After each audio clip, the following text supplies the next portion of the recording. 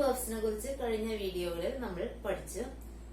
ഇനി നമ്മൾ ടെൻസിലേക്ക് വരും മുൻപ് ഓരോ വെർബിന്റെയും ഡിഫറെന്റ് ഫോംസ് അല്ലെങ്കിൽ ഒരു വേർബിനെ നമുക്ക് ഏതെല്ലാം വിധത്തിൽ എഴുതാൻ സാധിക്കും എന്നുള്ളത് മനസ്സിലാക്കി വെക്കുക. അതാണ് വെർബ് ഫോംസ്. ടെൻസ് അല്ല കേട്ടോ, വെർബിന്റെ വ്യത്യസ്ത രൂപങ്ങളാണ് പറയുന്നത്. ഫോർ എക്സാമ്പിൾ, നമ്മളൊരു വെർബ് വർക്ക് വർക്ക് എന്നുള്ള ഒരു വെർബ്, ഈ വെർബിന് ഇത് നൗണായിട്ട് യൂസ് ചെയ്യുന്ന ജോലി എന്ന അർത്ഥത്തിൽ നൗണും കൂടെയാണ്. ഇവിടെ നമ്മൾ അതിനെ വെർബായിട്ട് ഉപയോഗിക്കുമ്പോൾ ഏതൊക്കെ രൂപത്തിൽ ഇതിനെ ഉപയോഗിക്കാം, അത് എങ്ങനെയൊക്കെ ഇതിനെ എഴുതാൻ സാധിക്കും, അതിന്റെ രൂപങ്ങൾ ഫോംസ് മാത്രമാണ് നമ്മൾ പറയുന്നത്.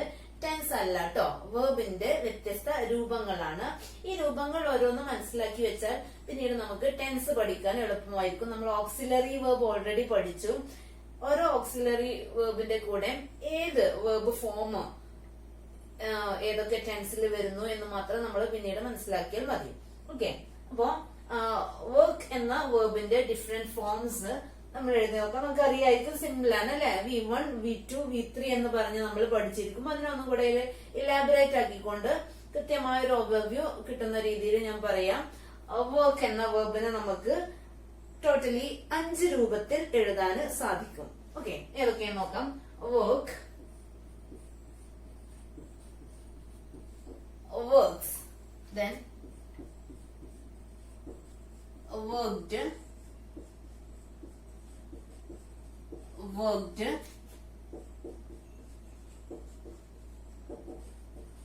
working. ഇതാണ് വർക്ക് എന്ന വേർബിന്റെ 5 രൂപങ്ങൾ. എല്ലാം നമുക്ക് ഫെമിലിയർ ആണ്. ഇത് ഓരോന്നിന്റെ പേരുകൾ കൂടെ നമുക്ക് മനസ്സിലാക്കി വെക്കാം. നമ്മൾക്ക് സിംപ്ലി നമ്മൾ പറയാറുണ്ട്, ഇതിനെയാണ് നമ്മൾ V1 എന്ന് വിളിക്കാറുള്ളത് അല്ലെ. വേർബിന്റെ ഒന്നാമത്തെ രൂപം, അതിനെ നമ്മൾ V1 എന്ന് വിളിക്കും. അതിനെ പറയുന്ന മറ്റൊരു പേരാണ് ബേസ് വെർബ്. ഏതൊരു വെർബിന്റെയും ആദ്യത്തെ രൂപം, ഒന്നാമത്തെ രൂപം, അതിന് ബേസ് വെർബ് എന്ന് പറയും. V1 എന്നും നമ്മള് സൂചിപ്പിക്കാറുണ്ട്. ഇനി ഏതൊരു ബേസ് വെർബിനോടും ES അല്ലെങ്കിൽ ES, ചിലതിന് ES എന്ന് ചേർത്താൽ മതിയാവും, അല്ലെങ്കിൽ ചില വെർബിനോട് ES എന്ന് ചേർക്കേണ്ടി വരും. അങ്ങനെ ചേർത്താൽ കിട്ടുന്ന രൂപമാണ് S ഫോം. നമ്മൾ അതിനെ S ഫോം എന്നാണ് വിളിക്കുന്നത് കേട്ടോ. എന്താണ് S ഫോം? ദെൻ ഇതിനെ നമ്മൾ വിളിക്കുന്ന പേരാണ് V2 എന്ന് നമ്മൾ പറയൂ അല്ലെ. V2 അല്ലെങ്കിൽ past form of the verb. എന്താണ്? പാസ്റ്റ് ആണ് കേട്ടോ, past form of the verb. Past tense അല്ല, പാസ്റ്റ് ടെൻസിൽ ആണ് ഇത് നമ്മൾ യൂസ് ചെയ്യാറ്. ഈ വെർബിന്റെ ഈ രൂപത്തെ നമ്മൾ പാസ്റ്റ് എന്ന് വിളിക്കും. ദെൻ ഇത് നമുക്ക് ഫെമിലിയർ ആണ്. നമ്മൾ എന്താണ് വിളിക്കുക? V3 അല്ലെ. നമ്മൾ സാധാരണ വെർബിന്റെ രൂപങ്ങൾ പറയുമ്പോൾ സാധാരണ നമ്മൾ പറയാറ് 3 എണ്ണാണ്: V1, V2, V3. അതാണ് നമ്മൾ പഠിച്ചിട്ടുള്ളത് അല്ലെ. ഇനി അതിന്റെ കൂടെ നമ്മൾ ഏതൊക്കെ തരത്തിൽ, ഏതൊക്കെ ടെൻസിൽ യൂസ് ചെയ്യുമ്പോഴും ഏതൊക്കെ തരത്തിൽ ഈ ഒരു വെർബിനെ എഴുതാൻ പറ്റുമോ അത് കംപ്ലീറ്റ് ഉൾപ്പെടുത്തുമ്പോഴാണ് ഇങ്ങനെ 5 രൂപത്തിൽ നമുക്ക് എഴുതാൻ സാധിക്കുന്നത്. അവിടെ S ഫോം ഉണ്ട്, ഇനി ഇതും കൂടെ ഉണ്ട് അല്ലെ. അപ്പൊ ഇത് V3 ആണെന്ന് പറഞ്ഞു. V3 ഇതിനെ നമ്മള് പാസ്റ്റ് പാർട്ടിസിപ്പിൾ എന്നാണ് വിളിക്കുക. Past participle form of the verb. അതിനെ അപ്പൊ നമ്മൾ ചുരുക്കി PP എന്നൊക്കെ പറയുന്നു. V3 അല്ലെ PP, past participle. Okay, then ഒന്നുകൂടെ ഉണ്ട് അല്ലെ. സിംപ്ലി നമുക്ക് അതിന് എന്ത് പറയാം? ING form of the verb. വെർബിന്റെ ING രൂപം. ഏതൊരു വെർബിന്റെയും ഒന്നാമത്തെ ബേസ് വെർബിനോട് ING ചേർത്ത് കഴിഞ്ഞാൽ വെർബിന്റെ ING ഫോം കിട്ടും അല്ലെ. അപ്പോ ഇതിനെ നമ്മള് വിളിക്കുന്ന, ഗ്രാമറ്റിക്കലി വിളിക്കുന്ന പേരാണ് പ്രസന്റ് പാർട്ടിസിപ്പിൾ. എന്താണ്? Present participle form of the verb. അപ്പൊ നമുക്ക് 2 പാർട്ടിസിപ്പിൾസ് ആണ് ഏതൊരു വെർബിനും ഉള്ളത്. പാസ്റ്റ് പാർട്ടിസിപ്പിളും ഉണ്ട്, പ്രസന്റ് പാർട്ടിസിപ്പിളും ഉണ്ട്. പാസ്റ്റ് പാർട്ടിസിപ്പിൾ നമ്മൾ കോമൺ ആയി യൂസ് ചെയ്യുന്ന ടേമാണ്. ഇത് അത്രത്തോളം ഫെമിലിയർ ആകില്ല. ഓക്കെ, ഓർക്കുക, ഏതൊരു വെർബിന്റെയും ബേസ് ഫോമിനോട് ING ചേർത്താൽ കിട്ടുന്ന ING ഫോം, അതിനെയാണ് നമ്മൾ എന്ത് വിളിക്കുന്നത്? പ്രസന്റ് പാർട്ടിസിപ്പിൾ എന്ന് വിളിക്കുന്നത്. അപ്പോൾ ഏതൊരു വെർബിനും ഇങ്ങനെ 5 രൂപങ്ങളുണ്ട് എന്നുള്ളത് ഓർത്തു വെക്കുക.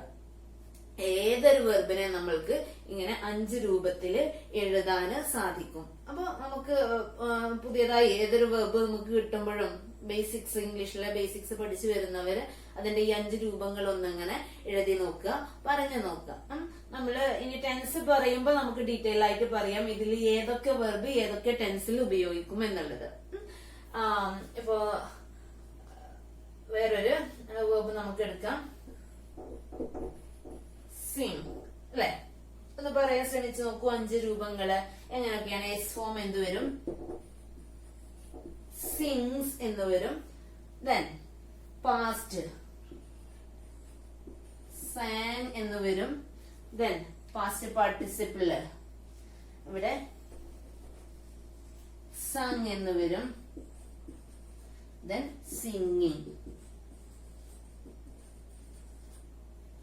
ഓക്കെ, അപ്പൊ ചിലർക്ക് ഈ വർക്ക് എന്ന വെർബ് മാത്രം കണ്ടപ്പോൾ സംശയം തോന്നിയിരിക്കും, ഇത് രണ്ടും ഒന്നല്ലേ എന്നുള്ളത്, അല്ലെ?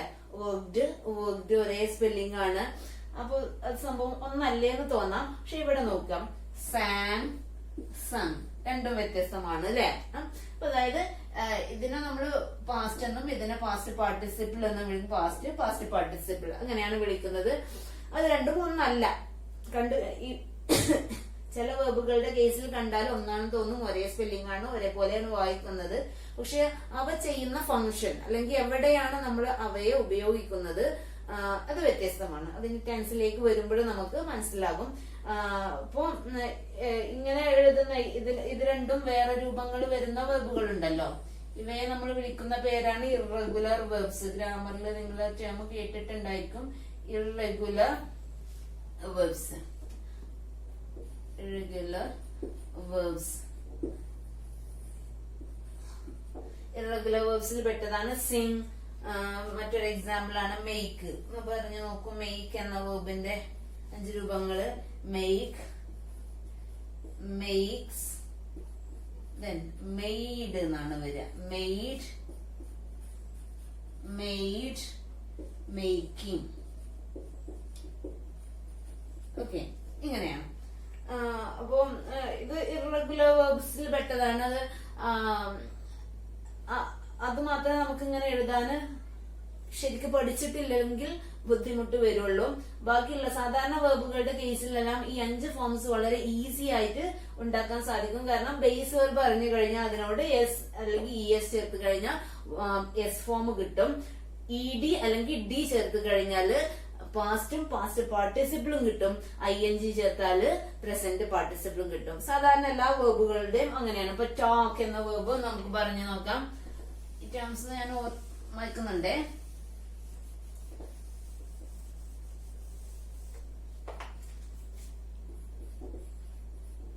Talk, talks, talked, talked, talking. Then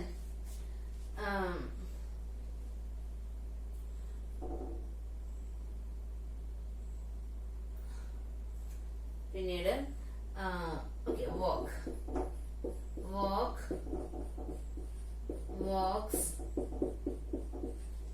walked, walked, walking.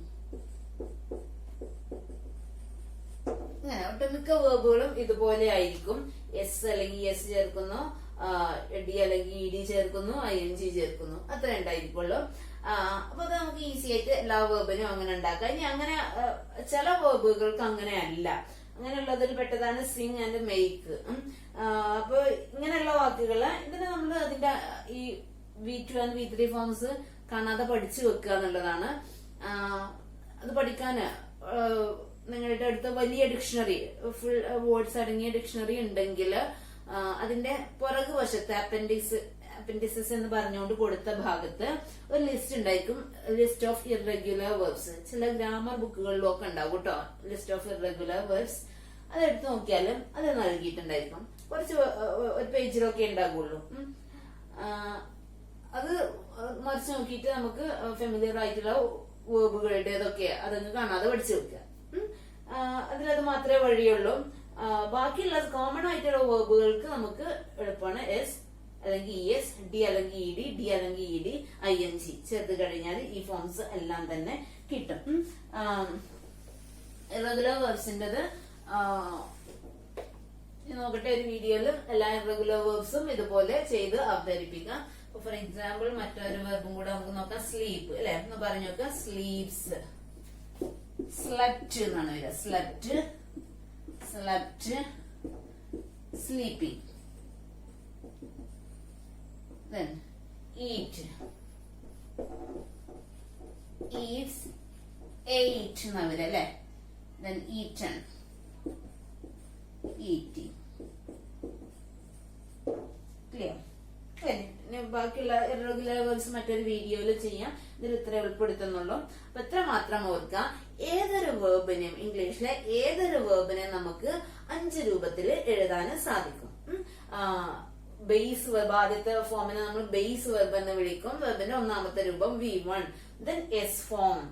അതിനുശേഷം പാസ്റ്റ് ഉണ്ട്, പാസ്റ്റ് പാർട്ടിസിപ്പിൾ ഉണ്ട്, then പ്രസന്റ് പാർട്ടിസിപ്പിൾ അല്ലെങ്കിൽ ING ഫോം. ഇത്രയും രൂപത്തിൽ ഏതൊരു വേർബിനെയും നമുക്ക് എഴുതാൻ സാധിക്കും. ഇത് ഓരോ ടെൻസിലും ഓരോ ഓക്സിലറിക്കും കൂടെ ഇതിൽ നമ്മൾ ഓരോ ഫോംസിനെ ഉപയോഗിക്കും. ക്ലിയർ? Okay, that's all. ഇനി ഇതിൽ കുറച്ചും കൂടെ കാര്യങ്ങൾ നിങ്ങൾക്ക് സിംപ്ലി ഓർത്തുവെക്കാനുള്ള കാര്യങ്ങൾ പറയാനുണ്ട്. അത് അടുത്തൊരു വീഡിയോയിൽ പറയാം. Okay, by.